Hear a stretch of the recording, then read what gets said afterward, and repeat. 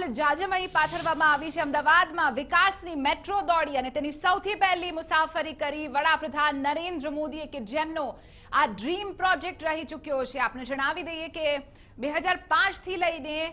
આ જે પ્રોજેક્ટ છે તેની આધારશિલા મૂકવામાં આવી અને ત્યારથી આ પ્રોજેક્ટ જે છે તે નિર્માણ પામી રહ્યો હતો।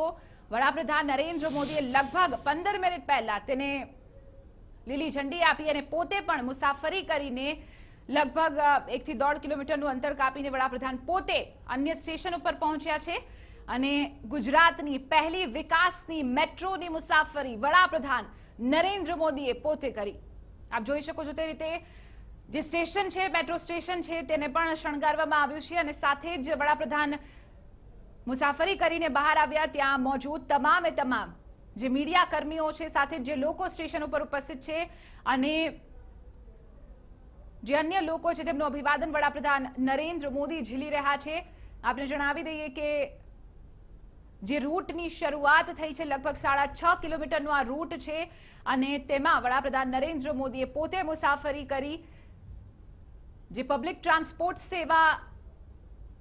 ની કેટેગરીની અંદર આ મેટ્રોની હવે ગણના થશે તેની શરૂઆત હવે થઈ ચૂકી છે। આપણે જણાવી દઈએ કે વસ્ત્રાલથી એપ્રિલ પાર્ક વચ્ચેની આ પહેલી મેટ્રોની સેવા શરૂ કરવામાં આવી છે અને સામાન્ય જનતા માટે 6 માર્ચથી વસ્ત્રાલથી એપ્રિલ પાર્ક અને એપ્રિલ પાર્કથી વસ્ત્રાલની આ મેટ્રોની સુવિધા ખુલ્લી મૂકવામાં આવશે। વડાપ્રધાન નરેન્દ્ર મોદીએ પોતે અહીં પહોંચીને ફેઝ 1 નું ઉદ્ઘાટન કર્યું અને હાલ આપ જોઈ શકો છો તે રીતે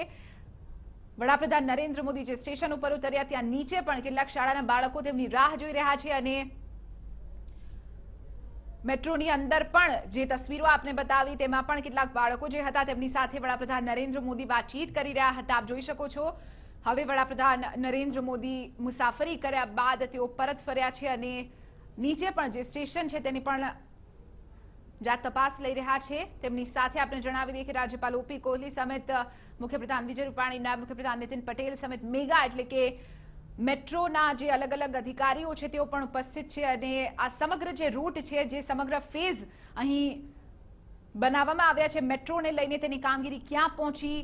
કેટલું નિર્માણાધીન છે અને કેટલી વસ્તુ જે છે તે નિર્માણ પામી ચૂકી છે તેને લઈને વિગતો મેળવવામાં આવી રહી છે। આપણે જણાવી દઈએ કે સુરક્ષાની દ્રષ્ટિએ પણ તમામે તમામ જે ટેકનોલોજી છે તેનો ઉપયોગ આ મેટ્રો સ્ટેશન ઉપર કરવામાં આવ્યો છે અને લોકો ઝડપથી એક જગ્યાએથી બીજી જગ્યાએ પહોંચી શકે અને તેમની સમયની બરબાદી ન થાય તે હેતુથી આ વિકાસની જે મેટ્રો છે તેને